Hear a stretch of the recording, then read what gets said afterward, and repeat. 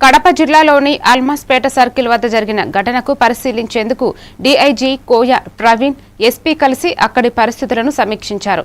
ఇరు వర్గాల మధ్య జరిగిన ఘర్షణలో పోలీసులకు కూడా స్వల్ప గాయాలు కావడంతో ఇరు వర్గాల నాయకులను అరెస్టు చేసినట్లు తెలిపారు. పరిస్థితులు సాధారణమయ్యే వరకు 144 సెక్షన్ అమల్లో ఉంటుందని డీఐజీ మీడియాకు వెల్లడించారు.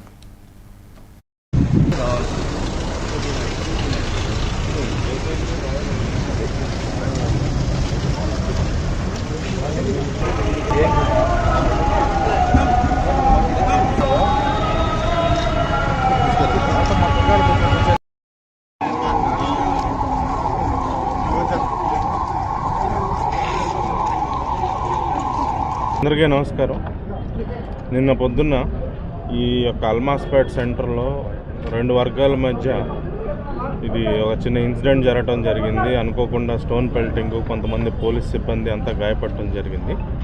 దానికి రెండు వైపుల నుంచి కూడా కొంతమంది కొన్ని ప్రొవొకేటివ్ స్టేట్మెంట్స్ ఇవ్వటం వల్ల కానీ దీనివల్ల కానీ అయితే పరిస్థితిని అదుపులోకి తీసుకొచ్చాం. పూర్తిగా ఈ ఇరు పక్షాల మీద మనం కేసులు ఇక్కడ పూర్తిగా 144 సెక్షన్ 1 టౌన్ 2 టౌన్ పరిధిలో కొన్ని ఈ ప్రాంతం అంతా కూడా 144 సెక్షన్ విధించి ఈ పరిస్థితిని అంతా అదుపు చేసాం. ఇప్పుడు ఫ్లాగ్ మార్చ్ కూడా కండక్ట్ చేపిస్తారు ఎస్పీ గారు. సిచ్యువేషన్ అంతా అండర్ కంట్రోల్. ర్యాలీ ఎలా అనుమతి చేస్తాం? 4కి మించి వ్యక్తులు ఒక చోట గుమిగూడకూడదు. 144 సెక్షన్ ఉండగా 4 కన్నా ఎక్కువ వ్యక్తులు ఒక చోట గుమిగూడితే వాళ్ళని చెదరగొట్టి వాళ్ళపై బలప్రయోగం చేసే అధికారం చట్టం పోలీసులకు కల్పిస్తుంది.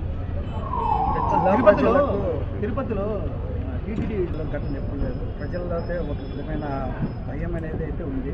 జిల్లా ప్రజలకు ఎలా శాంతి భద్రతలు ఎలా కల్పిస్తారంటే ఏమండి, మత సామరస్యాన్ని పాటించండి. ఇప్పుడు ఎవరు భాగంగా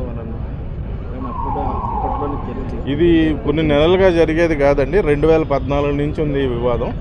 గత ఫిబ్రవరి నెలలో కొంతమంది ఉద్దేశపూర్వకంగానే రాజకీయంగా దీన్ని లబ్ధి పొందడం కోసం ఈ ఏదైతే ఈ మున్సిపల్ కౌన్సిలర్లు ఇద్దరూ కూడా ఎవరి ప్రయత్నాలు వాళ్ళు చేస్తున్నారు.